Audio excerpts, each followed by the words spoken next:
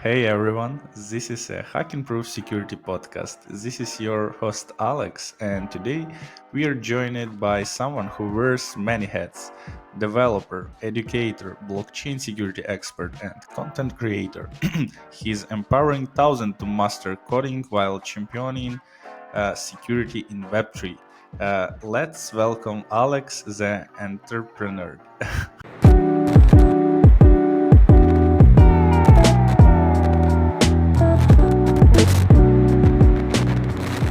How are you, Alex, today?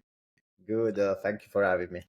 Yeah, thank you for joining. Actually, yeah, many people know Alex from Twitter, and because of all job you done by educating people and onboarding new security experts. But as usual, we wanna share some story behind it, and I'm gonna ask you the first question: How have you joined the Web3 industry? How you came to that where you are right now? Yeah. So I first learned about Ethereum in 2017 because I was working at a startup called HubMade. And basically, they wanted to crowdsource product ideas. And initially, was going to be just something inspired by Kickstarter. So it's going to be fully Web2. But then, in looking for funding, my CEO started to look into Ethereum. And so from there, I was actually graduating university, and so I wrote my thesis on how to basically build the platform we built, and then I wrote about how it could have been built for smart contracts, but I just had some understanding of it in 2017. I didn't have a mastery of it over it, Mhm. and then through pure coincidence, I put that job I did on my resume on Code Mentor, which is a website to offer security advice, and you're paid by the minute. And I actually met Shane, the founder of Polymarket. And so Wow. basically, he asked me to help him build the first version of his product. And it was mostly Web 2. But from there, it was 2020 or 2019, I think 2020. But basically, from there, I wanted to dig deeper. And so that's what I decided to re roll as a Solidity developer. And I did that by doing multiple hackathons. I think I won a Graph prize, an Aave prize, a Polygon prize. We also were featured on If Global for a NFT little app. But fundamentally, I did the hackathons just to make some money while I was re-rolling. And then I became a developer at Badger. I built many yield farming strategies for Mhm. them. One of the most popular was the BV the locked CVX, which has been copied by every locker that you know about. It's all, the original one was ours. But by doing that and having to secure that stuff, I basically got in touch with people at Code Arena.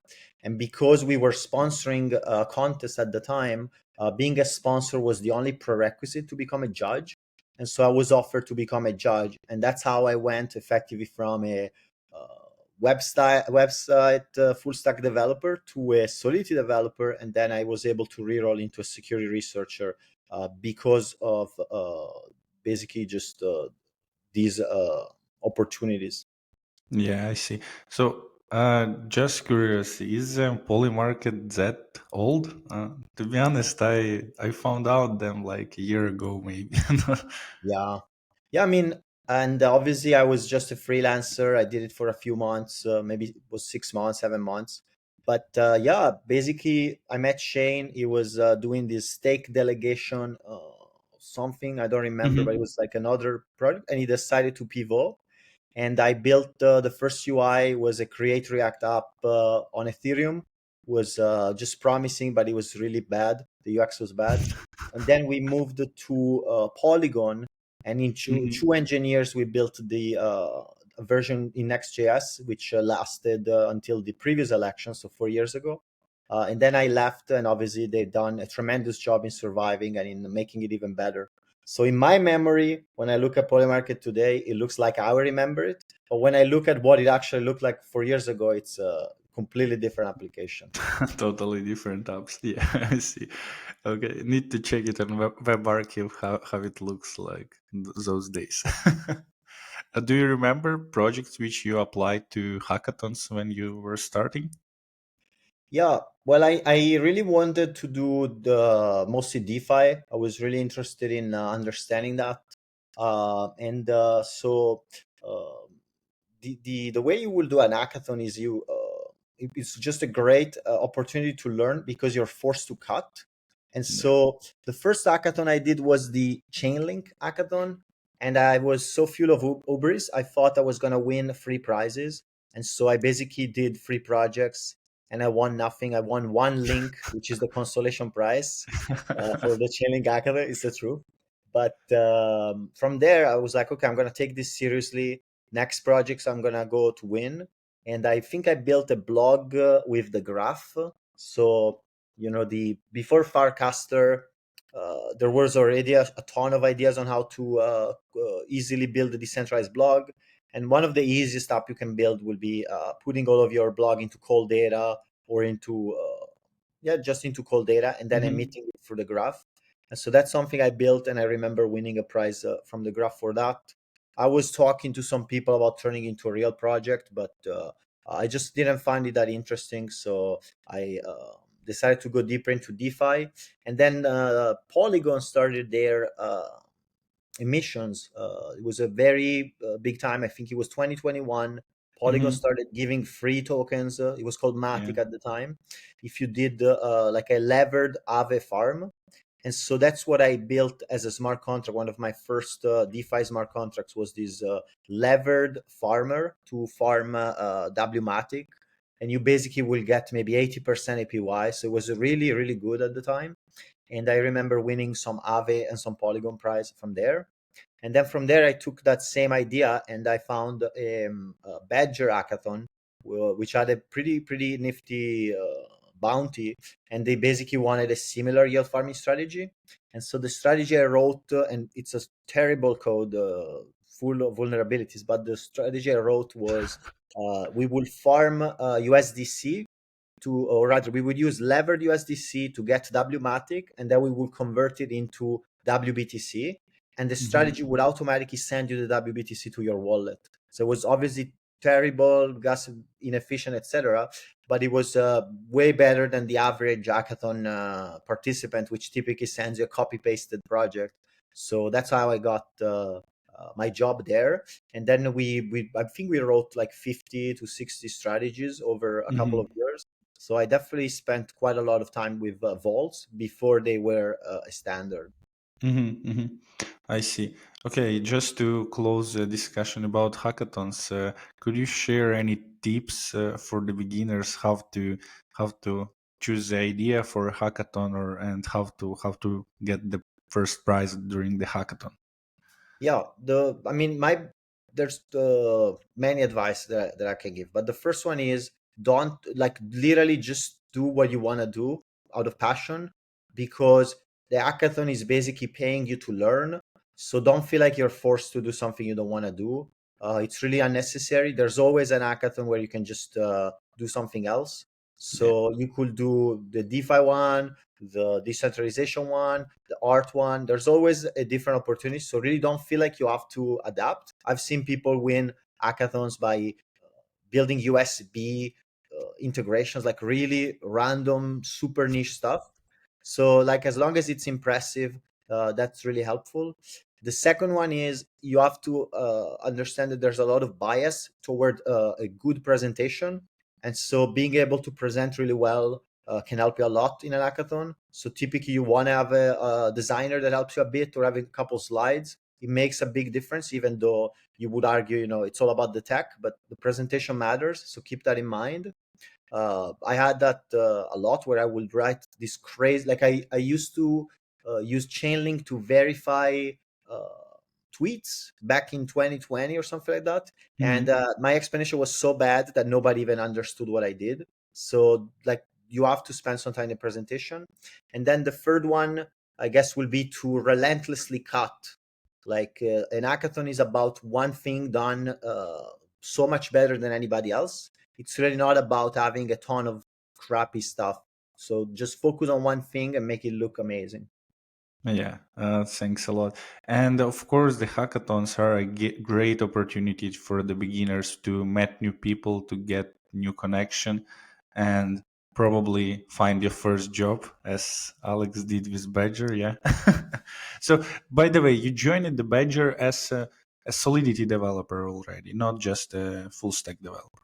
Yeah, when I re-rolled with Badger, I made it clear that I will never write any front-end code and I will never be part of any multi-sig. Those have been my two criterias for any job. I do not sign shit and I don't do the website. What's wrong with multisig? Just liability, the mass, responsibility. So I never wanted to have anything to do with that. Yeah, especially those multi-sigs where you not just transfer funds, but need to sign a batch transaction by ABI code where you can't even read what's happening on the background. So, and in the Badger, your security journey actually started, yeah? As you mentioned, you started from the first Code Arena audits. It's probably were one of the earliest Code Arena audits, isn't it? Like they just Yeah. started those days. Well, yeah, I mean, to give you the full backstory on Badger, first of all, there used to be, there, you didn't used to have security retainers. Like, it wasn't called like that. It was called the Badger Security Council, and it will Hmm. basically be a Telegram chat where you will drop your contracts, like mystrategy.sol, and then when people wanted, they will send you some notes. And these were all the origin. Some of these were the original strategies at Yearn, so really excellent talent at the time, but it was really Hmm. poorly structured. And so the issue with that is, if you're not super confident in deploying something, you can't just send it on a chat and have somebody rubber stamp it with like a emoji like this. That's just not a That's good cool. step. Even if you have zero training, I think you can understand that. That's common sense. And so Code Arena really addressed that issue for us, because we could have 20 people. Even if they just give a look, they give us some insight. And then what we will do, which is become norm now, but what we will do is, whoever performed really well in a contest, we just message them privately, or either work with them again, or we basically get some extra advice. So that's how we found a lot of talent. Like, we were able to work with Christophe Michel for a few hours for basically no cost. We work with other people like Arlie, the dog, which now calls Alterus, the Squirtle guy. But like, Hmm. really good talent back when they're super emerging. You just see that they're really good with your code, and that means that they can really help you a lot. So, but from my end instead, I found Codarin on Twitter. Like everybody, like everything you find it on Yeah. Twitter. That's just how it is. But I think I knew about a couple of bugs, such as the fake randomness bug, where you use Ketchuk to generate bytes. And I sent that for the Me Beats contest, which I think was the sixth contest in the history of Codarena. And I Hmm. think I got Wow. like a grand or 2 grand from basically spending maybe an hour on the code. So to me, it was an awesome opportunity. But once I saw the value and also saw the people that were doing it really frequently, as soon as we had this issue with the Security Council, it was an obvious next step to just have our code go through that, so that we could benefit and we would be able to launch safely. And I think our first contest was this CVX, Badger CVX contest, Hmm. which was co-sponsored both by Badger and CVX as well. Yeah, and if I'm not wrong, you Badger launched around 8 or maybe even more contests on Code Arena in Yeah, total. Yeah. fundamentally, yeah, the strategy was really that we would sometimes do, obviously, we would always do the internal review, which could either be me or somebody else, but we already had insufficient staff to do really high quality internal reviews. So it will basically Hmm. always be me doing the review, or me coding, and then somebody else doing the review. And then whenever we felt we needed more help, we would also do an audit. But the audit landscape at the time was not as well Yeah. established. I feel like it was really just a gamble. Whereas Codarina was also a gamble, but I think it was more transparent. And so my EV, and also Codarina used to cost like 30K, 50K. So all of our contests, we did a ton, but they were super affordable compared to audits and whatever. And so it was really just a no-brainer because of that, because it offered that level, which I wouldn't suggest today. I would suggest you have to reason about it, and it's more of a Swiss cheese. But back in 2021, if you needed security and you didn't know where to go, Codorina was a really high value place because you had all of the emerging talent, and then it was extremely well priced at the time. I see.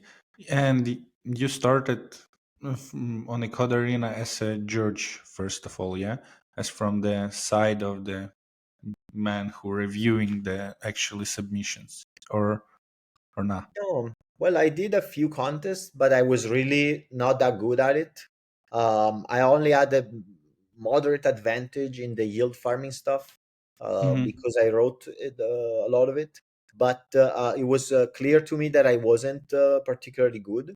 And so instead of doing contests, which, looking back may have been a better decision, but what I did was, okay, I'm just going to study. And so the best way to study is to be paid to review code, and that's the judge. And so I took the job as a judge, and I was one of the most prolific judge. I think I was judging a contest continuously for 2 years, basically. Mm-hmm. And most of the time when I was judging, I was always judging uh, slowly. Every contest I judged took me maybe 2 weeks, 3 weeks, even 4 weeks. So I never rushed it, and I really tried to learn a lot from it. And so that's why I did it. I don't know if I will suggest people to do that. I think it's a very elongated timeline. I think if you just Mm-hmm. accept that you're gonna suck for 6 months and you just do audits or contests, it's probably better for learning. But if you want to go a bit more on the easy mode and you also have another job, I think what I did was manageable, where you could do your day job and then moonlight as a judge, Both, yeah. and so that helped me.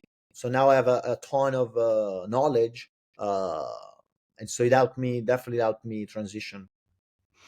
Yeah. And now you are not judging contests anymore, or you left it, or what?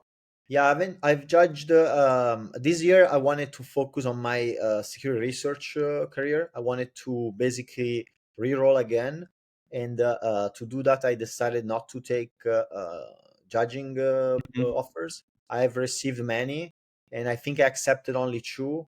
The last I did was for Clady, which was a code base that I reviewed. I did the review first, and then I Mhm. accepted the judging just because I thought nobody was gonna find anything. Something was found, so always Yeah, it's getting always humbled. useful. Yeah.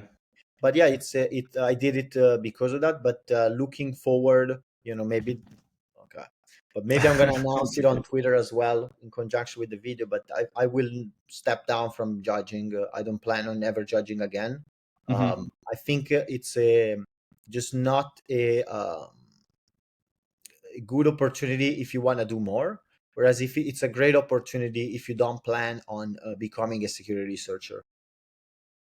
I see.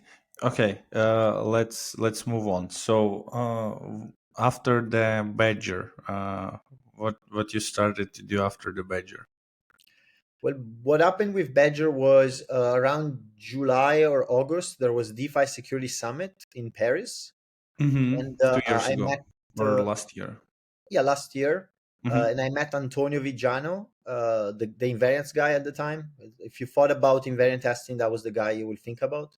And so we started talking about what he was working on. And basically, I was gonna leave Badger, but after talking to the team, we agreed that I was gonna help them finish the latest product called EBTC.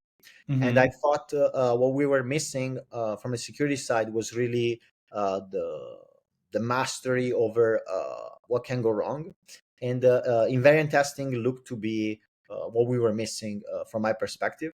So we engaged with Antonio. Antonio worked, I think, for 6 weeks, so a month and a half on the invariant suite, and then I had to maintain it, and we went through audit, etc.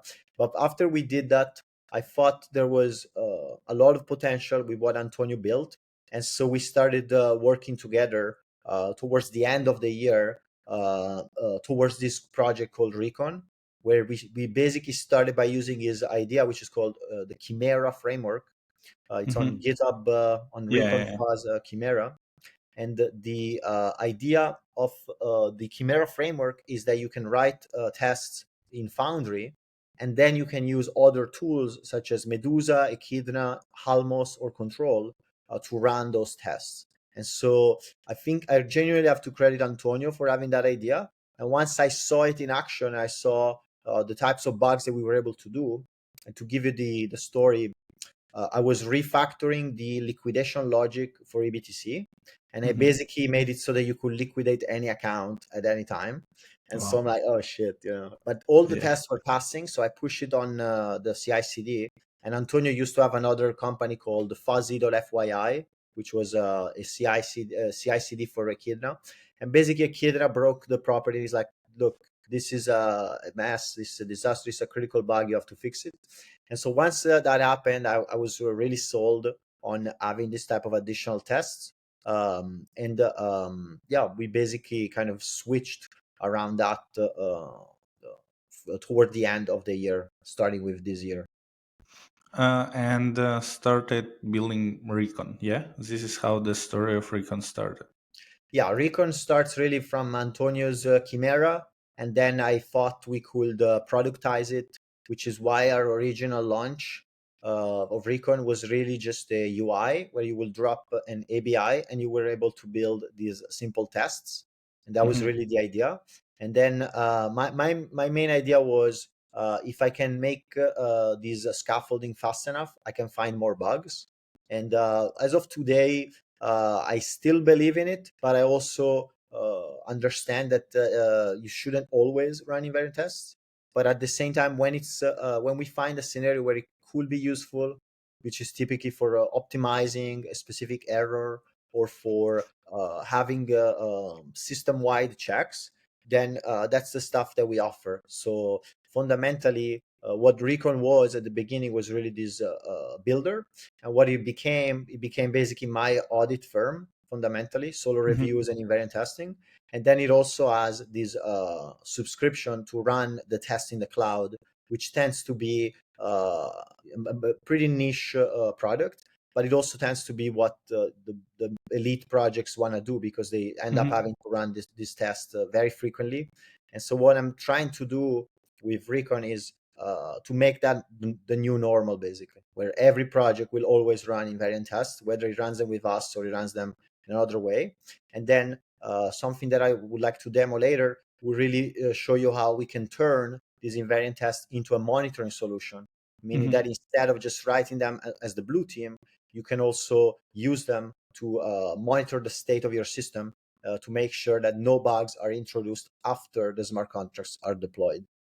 I see. So if I am able to run tests in the cloud, so do you write test on your own, or it's an open source repo where anybody can publish their tests, or how does it work? Yeah, the writing of tests is the most laborious part. And so each Hmm. project really has to write their own. We Yeah. offer some starting templates that use the Chimera framework. And I believe that's the easiest way to get started. But the writing of harnesses and writing of properties is fundamentally a non-solved issue. And if we could press a button, a magic button to write all those tests, we would offer it. But as of today, I don't think there's any product that does that to a satisfactory level. And so we don't offer it because it would just be a subpar product. Yeah. Yeah. Uh, Probably we missed one of the most important part for our beginners. Could you tell us a bit more what is invariant testing at all?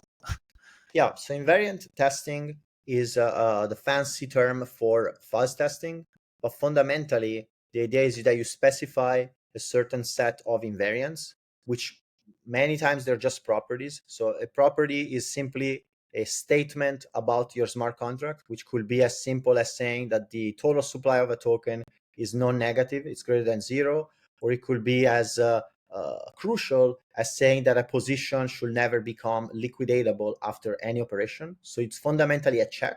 And so that's what we would call a property or an invariant. where a property is an invariant that holds only at certain times, whereas an invariant is basically a property that must always be held. So Hmm. a rectangle or a square is a rectangle, but a rectangle is not a square. That's kind of the idea. And so the reason why you will do this test is effectively some form of escalation, where when you're writing your contracts, you have no tests. Then you write Yeah. your basic test, which could be the happy path. Then perhaps you write your failure test, making sure that the incorrect inputs always fail. And then the next level will be where you fuzz them, meaning you just pass some random inputs and you basically just try these hard-coded combinations with new inputs. And then the level after that is what we call invariant testing, which means that you have a tool, a professional tool, which will be either Echidna, Medusa, or Foundry. And what these tools do is they basically pile a sequence of calls to your smart contract. And then after each of those calls in the sequence, they also check your properties, meaning that you don't necessarily know the combination of function calls that is going to be tested, but what you know is that those properties are going to be tested through or as many possible combinations as the tool is able. It's Hmm. fundamentally not a silver bullet, and it's a statistical tool. It gives you the statistical certainty or statistical probability that you tried all the meaningful combination, but it's fundamentally a super powered fuzz test, which in itself is a super powered unit test. So if you're looking to go from zero to hero, then obviously you will go through all of these. And from my perspective, if we make this easy enough and integrated enough in your workflow, then you should get most of these tests by default. And in thinking in this way, you're also making your system safer by default. Hmm. Yeah, as you mentioned it at the beginning, is it Swiss cheese security model, yeah, where you can put as many options as possible to secure your product or project. Yeah. So at that, you mentioned Foundry. So basically, at that moment, you cover only Solidity smart contracts. Is it Yeah. correct? So Recon is Ethereum Maxi. We're Ethereum Maxis. If we ever do a pivot to Solana or Cosm, Wasm, we'll just launch a new company. But Recon is invariant testing for the EVM of any L2, whatever. But it's all basically mostly Solidity, but it's exclusively EVM. Yeah, most of liquidity is there, yeah, and most of user assets is also on EVM based chains. Uh, did you get any grants from any ecosystems for to build that, or it's fully on your own granting at that moment? Yeah, I mean the joke that I make is that I'm literally the only person not paid to be at events because I we financed ourselves with fully bootstrapped. I was lucky enough that I was able to convince Badger to maintain a security retainer with me, and Hmm. then a new team that spun out of Badger for Corn, which is an upcoming L2, also decided to work with us. And then Antonio was able to bring in Centrifuge as a potential lead, and they decided to work with us for over a year. So fundamentally, we took all of the revenue from these early customers and invested it into the company. So we are Hmm. 100% bootstrapped by me and Antonio. Yeah, that's cool. Do you already got paid for your job, or you still? Yeah, I mean, we had a very rough period in the middle of the year. I can go deeper into that, but fundamentally now the tool is how do I call it? Is profitable. Basically, it repays for its cost Yeah, yeah. plus some, I, and I, then I mean, you personally, this founder mode when all team members get paid, but founders still, still not receiving any salaries. yeah. No, we have a particular structure here. I'm Hmm. but basically we have a structure that makes it so that we pay our team a lot more when we have engagements, and then we give them a base salary to build the tools. So that makes it so that it's less likely for us to be unprofitable. I did it because I didn't know if we were going to have a lot of customers at the beginning. And really, what happened, to be quite honest, was I was doubling down on doing contests with Recon. And if you get unlucky in contests, and obviously this is massive cope from me, but uh, I think I've had a few judging decisions that could have went the other way, could have favored me. Instead, I had a sequence of judging decisions that really went against me. And so we basically had months where we made no money. And so I had to change the strategy really quickly. And so I had to go back to doing security reviews, which Mhm. my plan was to just sell the tool as a subscription. But most people will not buy something they don't understand. So it's a lot easier to instead build the test for them or find some bugs to them and then get them to use the technology. That has been Try a to lot onboard more them impactful. in that way. Yeah. Yeah, and so I had to go back to doing secure reviews. The best engagement I've had, I was very lucky to be able to work with Liquidity V2 with Bold. And as far as I know, I'm the only solo reviewer that was able to do it. Uh, and so that paid off. And now Mhm. we're starting to go back to a position where we are getting enough deals where it is profitable and it works. But it definitely wasn't as easy as I thought. I thought I was just going to build this good subscription, put a button on the website, and stop And working. everyone will Instead, use I it. just Yeah. had to work even more to make it work. Yeah, the onboarding of users, especially for security products, is really not the easy way to do that, because it's always hard to sell security products. Every security officer, chief security officer, will say, okay, we will spend money for potential outcome from that, or we can invest those money into building a product. Yeah. So for early stages startups, it is always really hard to sell security products. Yeah. uh, could you show it? How does it work? How the Recon looks like? You mentioned that you prepared some demos, so we would be happy to see it. Amazing. Let's do it. So I'm going to share my Yeah. screen. Let me know when you see it. Yeah, I see. All good. Yeah. And so yeah, our app is at getrecon.xyz. And fundamentally, what we originally built is called the Builder. And we even have it here, where this is just a simple demo of what it used to be. So if I'm gonna go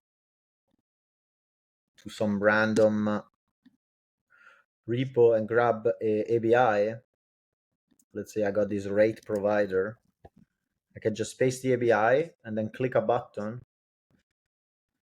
I guess this contract has no data. So let me grab something else. And basically, this allows to scaffold this invariant suite with our Chimera framework.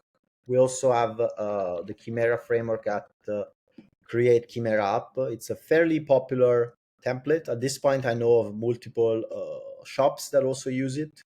And what happens when you use this template is it automatically connects Foundry with Echidra and Medusa, and it does it through this simple idea.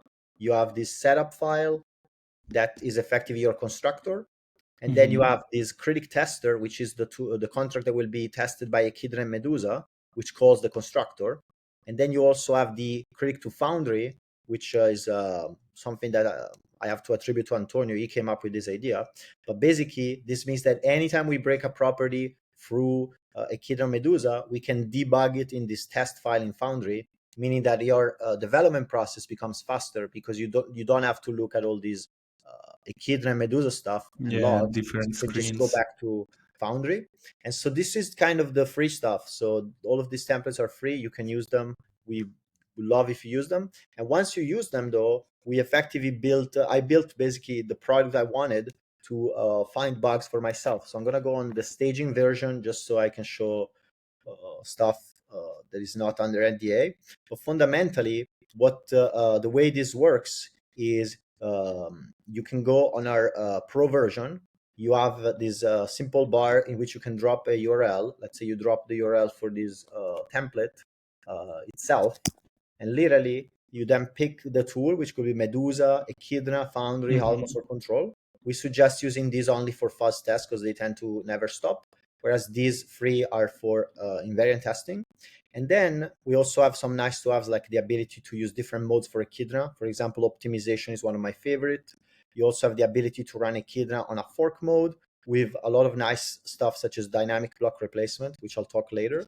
But fundamentally, once you've set up your tool, you just press this button and the tool will run in the cloud.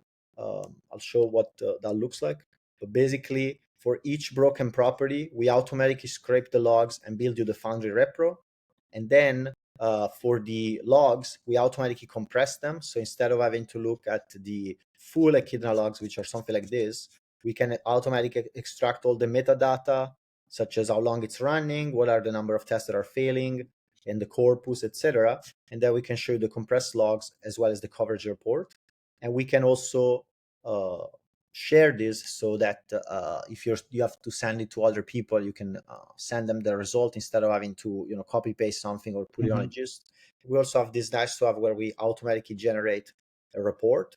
And so fundamentally, for any new customer or anytime I have an idea and I need to use invariant testing, I just push my code on a private repo on GitHub, and then I just run it in the cloud so that in a few hours I can get the repro from that. Yeah, and you don't need to sit right before your screen and wait for results. Yeah, you just automate your life.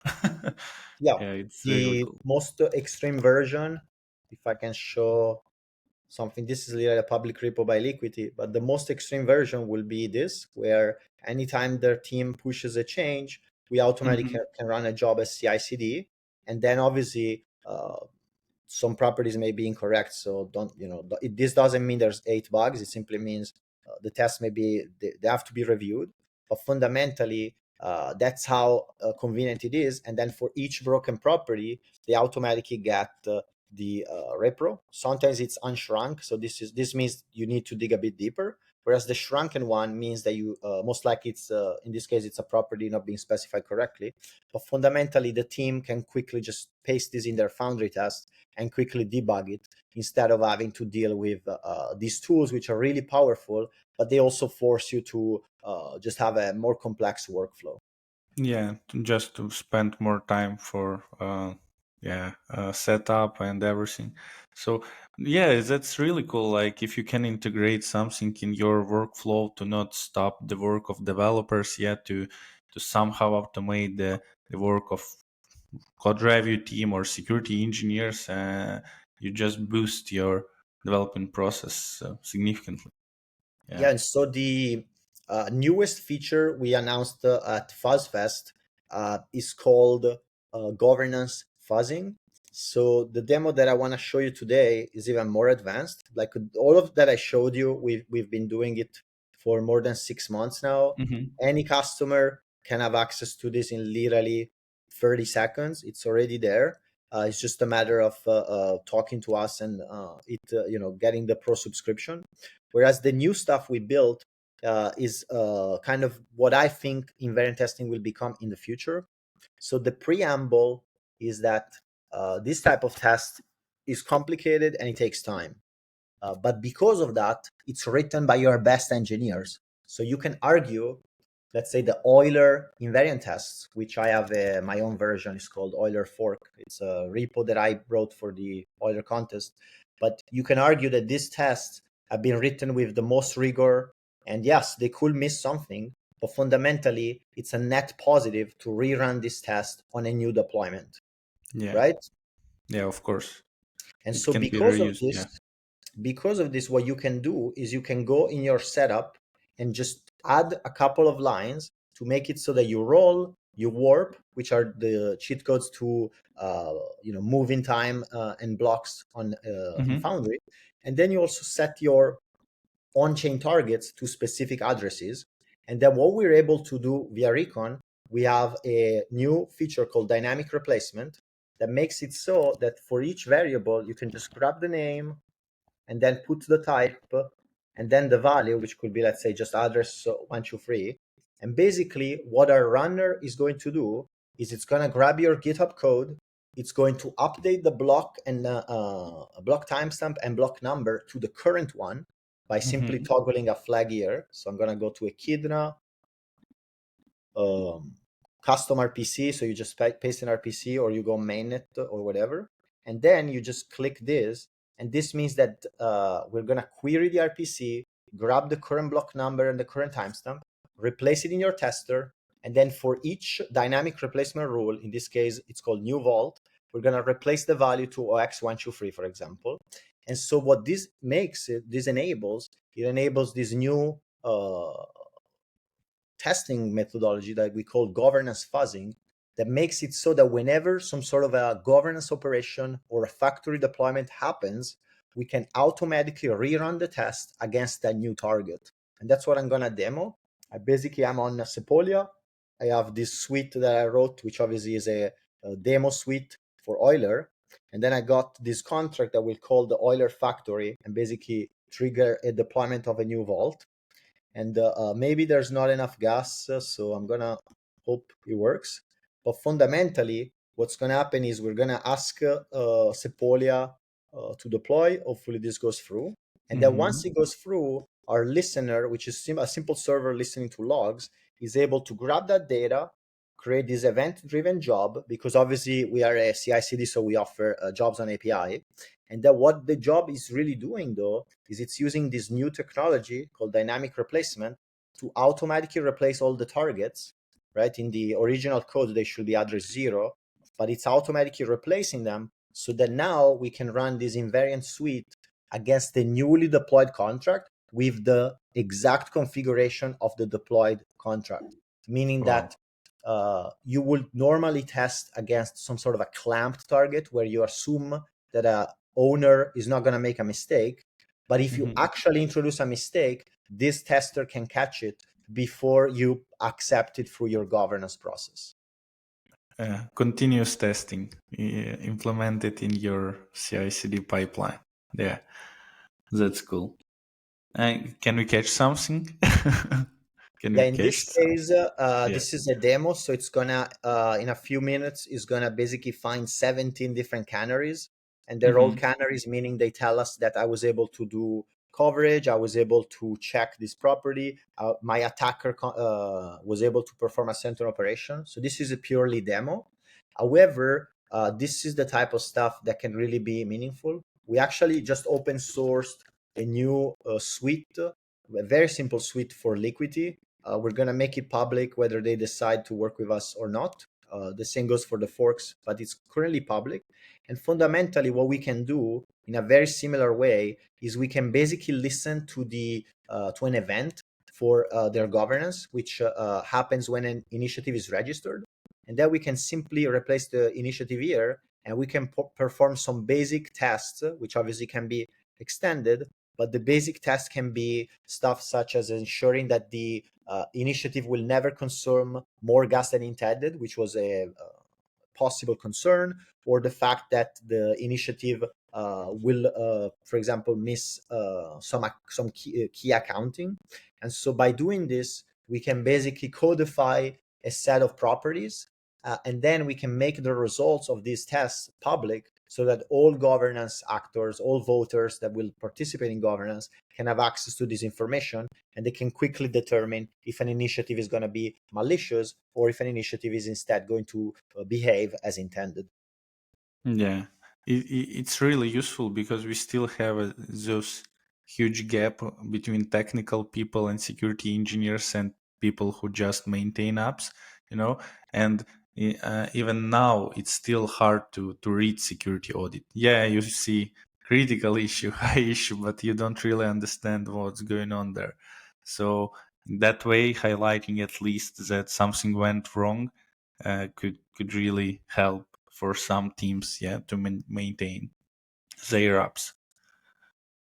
Yeah, and my Yeah. key reasoning for this was really what happened with the Euler hack, Euler V1, was that Hmm. I believed, and I still do, that if even if I had set up some sort of a fuzzer and some sort of a monitoring solution, I mean, I could have made $20 million very selfishly, but also we could have prevented a massive hack of that impact.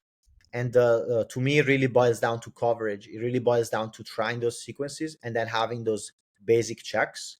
I was more naive when I started Recon that the tool could always build me a full exploit. I no longer believe in that.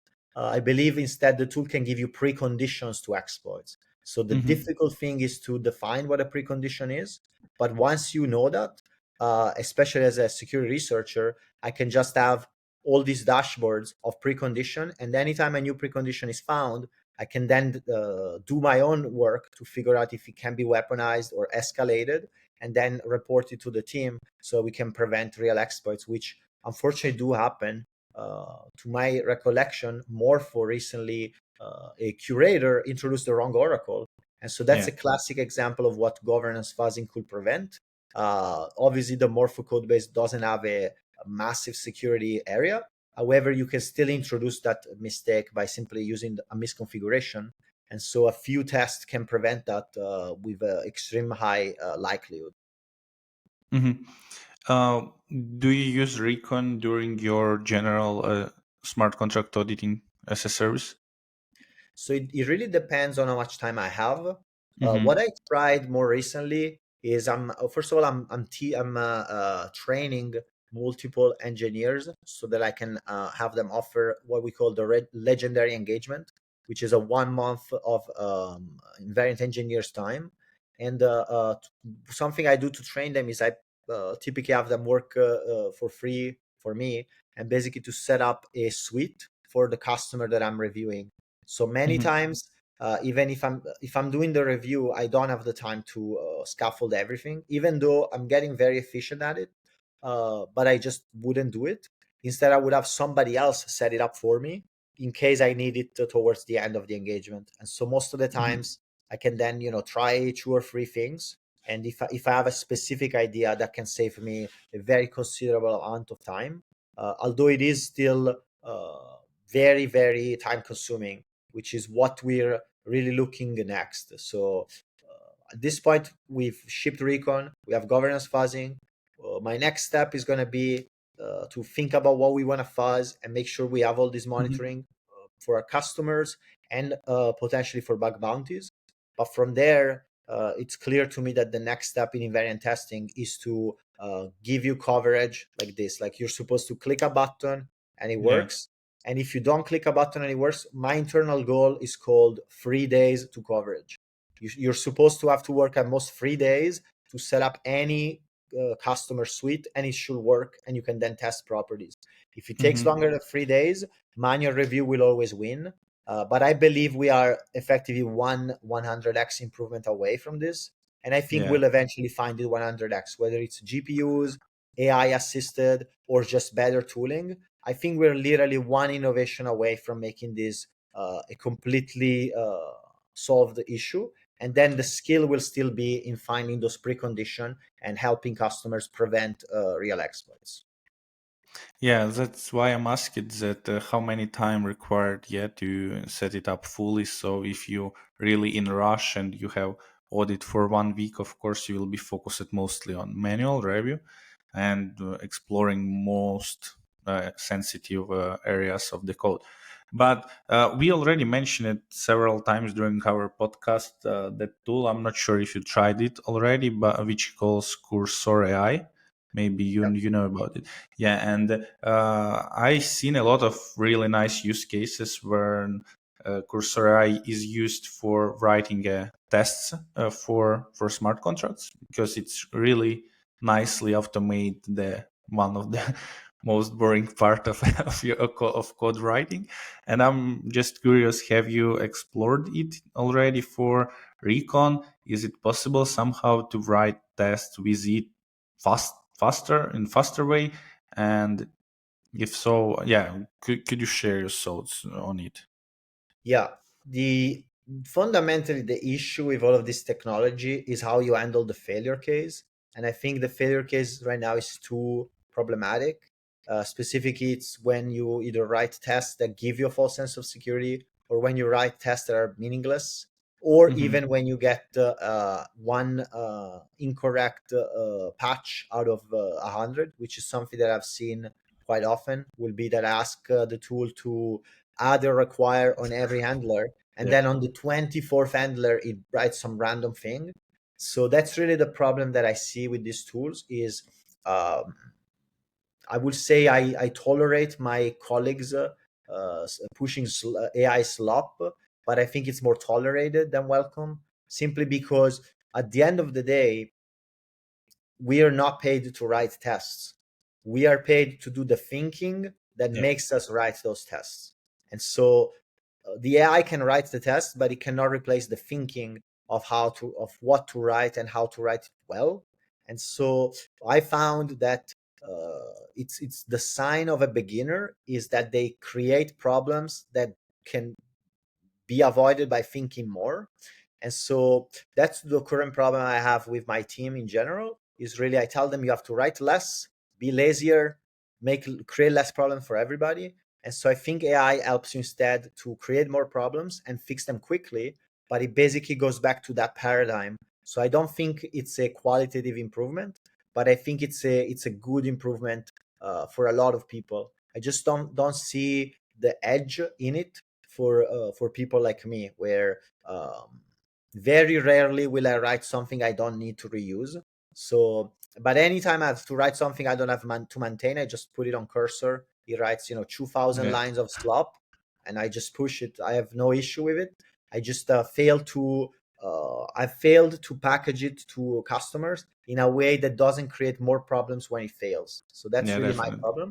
But if I find an issue to that, we will be the first to create a Recon AI workflow where you give us your repo, you give us money, we wait 3 days, we just do the cycle of running the suite and then optimizing it, and then we send it to you and it's done in 3 days. If we can do that, and I think we could if we invest a lot of time, but really the main issue is dealing with the failure case more so than dealing with the success, because they just statistically make a bunch of mistakes and have yet to find a way to deal with that.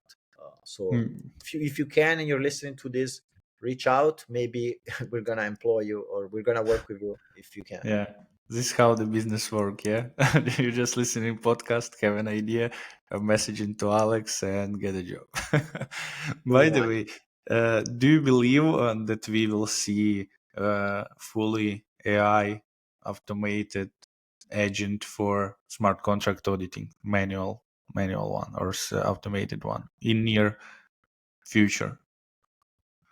I wonder. This is I kind of like this discussion, but it reminds me of a discussion that happened maybe 10 years ago. It was called A star versus pathfinding, and it was an ML question about how to write the best program that beats Super Mario.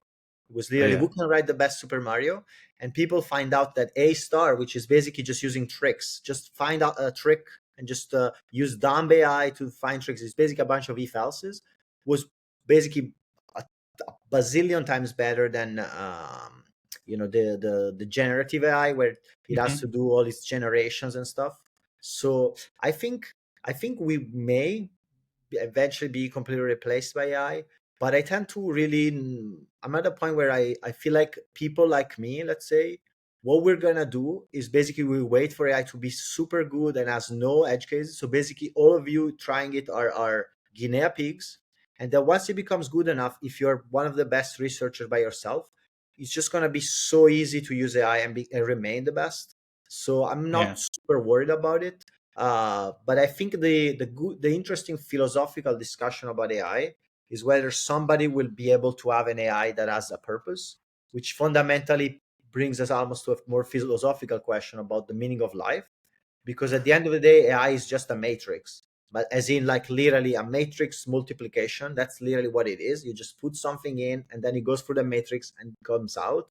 And so the more horror type, existential horror Yeah. type question is, are we a matrix as well? Are we literally just some cell that does whatever? Or are we even free, or do we have free will?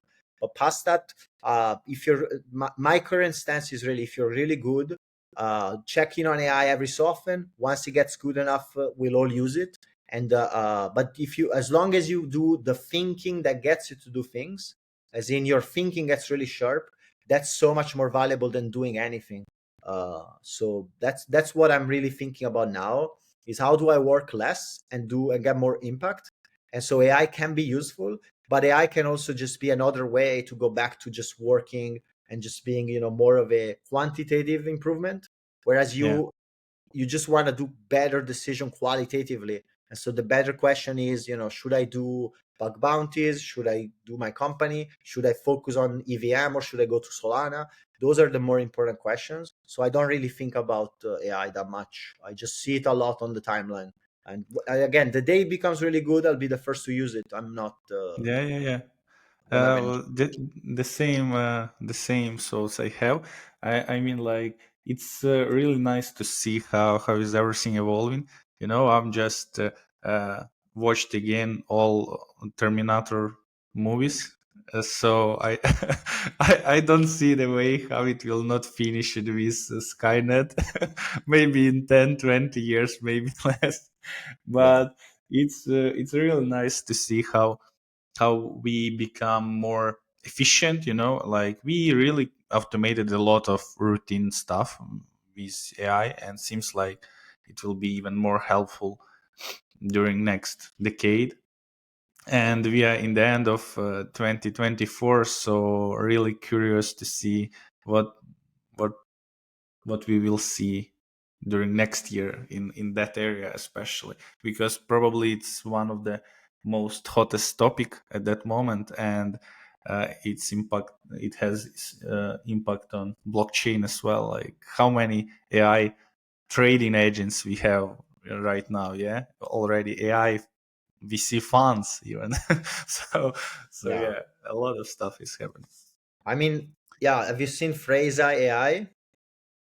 Yeah, yeah, yeah, So Freza is my one of my favorite things to look at, because as long as Freza gets tricked and gives you the money back, that means that all of this stuff is just hype, and it's really just you need to have a person behind it. But the day Freza cannot be tricked anymore, that's when you should pay a lot more attention.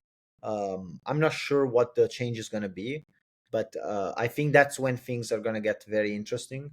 Uh, yeah, but that's really the key aspect. Is today you can, like, it's a lot easier to just scam an AI than to actually find a smart contract exploit. So I wouldn't put any money there, but it's definitely a really cool area of research. how many how much dollars the dude got from scamming AI? From that one, the last I mean, one. I think I'm not sure. Popular got 45, maybe 50K. The second time it Yeah, was like 20K, and then I think the third time was also about 20K. So, yeah, but my, like, what I'm really seeing is how, like, there's this statement that some language is secure, like Move, or whatever. What I'm really learning is nothing is secure once there's enough money behind it. Literally everything is safe just because it's not worth to break. So once you have yeah, an AI agent with $1 trillion, I can assure you that, oh, we'll find any vulnerable. I'll find, I'll go hypnotize the eye, whatever, do the dance yeah, to get the money. So that's when things are gonna be serious. So we have the luxury of seeing people gamble with that, but until you have a really serious lendiness to it, it should be treated as literally as if you walk with your password on your forehead. That's basically what yeah. it is. Yeah, actually, I remember that during my first year education in university, our teacher taught us like the value from gained information should worth to gain it, and until that moment. And if the gained information value or assets is higher than assets spent to gain it, you will be hacked anyway. So yeah, so yeah, uh, nothing is secure. Yeah, no, there is no code without vulnerabilities, and we will always have some job to do.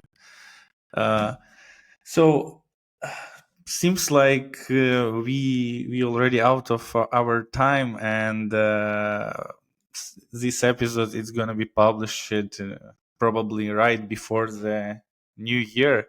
So Do you have any final thoughts or prediction or something which you want to share with our listeners for 2025? Yeah. Well, there's there's many things that I will hope for the future. I think the biggest one for the Ethereum community is really to focus on the few things that matter and to drop everything else. I feel like this Pectra upgrade is gonna be possibly that, but at the end of the day, all L2s need to be made immutable. They need to have a forced exit and a forced inclusion. It needs to be real decentralization, and then from there we can have any argument. So I think that's my hope. And then my I guess my bet for next year is that Foundry has basically become the de facto way to write smart contracts on Ethereum. And so I believe every future tool will either use Foundry or be integrated with Foundry, or is gonna fail on day one, basically. So my bet for next year is all of the other tools, Echidna, Medusa, Almos, Control, will all be tightly coupled with Foundry, and so possibly writing the same Foundry test will become will just make them better with zero additional effort, because it seems like that's where things are going. So that's what I will bet on, and then we have to see what happens with all of these contest platforms kind of centralizing. But I wouldn't be surprised if some of them raise an insane amount of money, and some of them instead start to shut down, uh, Yeah. possibly as soon as the bear market hits, just because of where the market is going. But that overall, I think we'll see, like the space has been growing, and it's getting very mature. So from my end, we have this opportunity to do something in an excellent way, and that's why I'm sticking around. But if I was a beginner, I would really ask myself whether I want to compete with people here, which seems to be a bit, concentrating, or whether I want to look for greener pastures. And I feel like we'll see many new researchers try new stuff, more unique stuff, and they're probably going to have a better success than the people that stick around. Whereas the people that stick around, they become really excellent. They probably be unmatched. They're just going to consolidate the market. Yeah, and waiting for more security products. I really believe that we need more of them in our area, actually. So thanks a lot for listening us. Thanks a lot for being with us during 2024. Uh, we want to say thank you for Alex for joining our conversation today. Uh, Happy New Year! Wishing all the best in 2025. Wish you to find more critical findings and see you in next episodes. Thank you. Bye bye. Happy New Year.